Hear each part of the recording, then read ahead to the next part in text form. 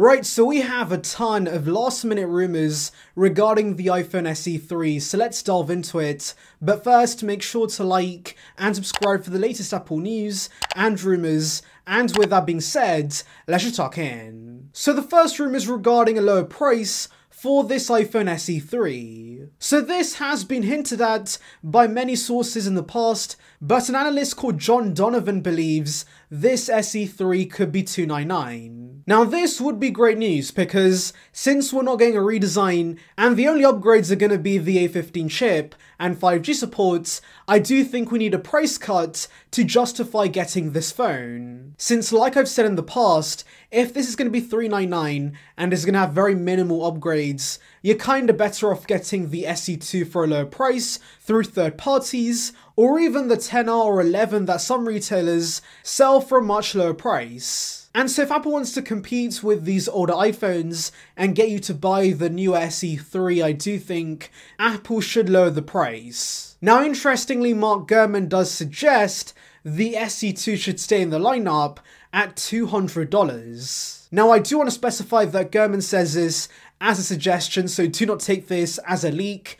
And to be honest, as great as this would be, I do think it's pretty unlikely because this would instantly cannibalize sales of the SE3. And yes, I know some may be swayed by the 5G buzzwords, and so they might get the SE3 instead, but a $200 new iPhone's a pretty insane deal, so I do think many are gonna get that. And yeah, that just seems like too good of a deal in my opinion, so I do think the SE3 is gonna see a low price, but the SE2's discontinued.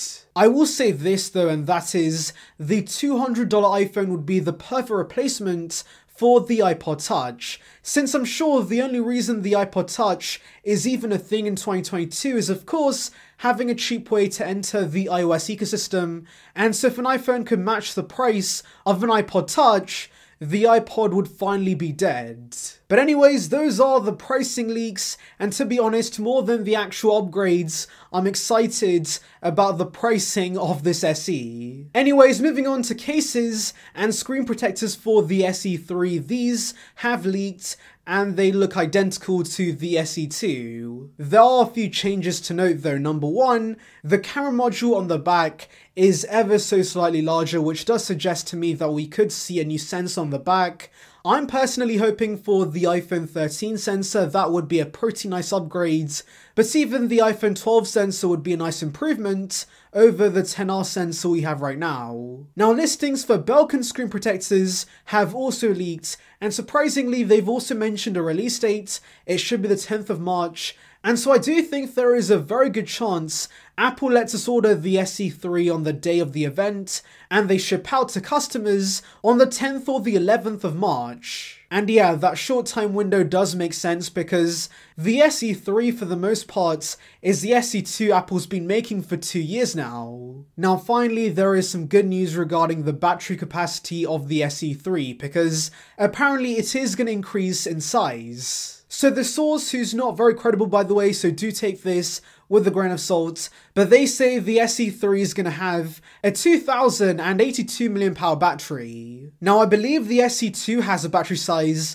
of 1621, so this is a pretty major improvement and could result in much better battery life. And I do think we do need the larger battery because with the 5G modem, it's going to use way more battery life. And so to counteract that, we do need a larger cell within the device. And well, the larger battery does make me think we're going to see a thicker body. That's probably why there's new cases for the SE3, even though the design is very similar to the SE2. And well, this thicker design could mean MagSafe is also coming to the SE, which I do think makes a lot of sense. Apple's clearly pushing MagSafe as the future of charging, and so I do think the SE3 should get the tech.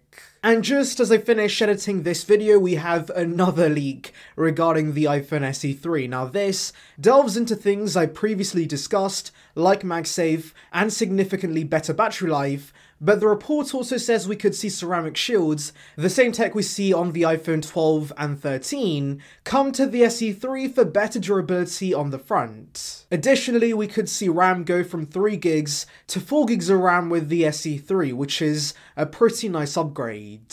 So yeah, those are all the last minute details, but tell me your thoughts on the report in the comments below. Anyways, thank you for watching, guys. Make sure to like and subscribe for the latest Apple news and rumours. Check out the video link above on details regarding the iPad 10, and on that note, I'll see you guys in the next one. See ya, peeps.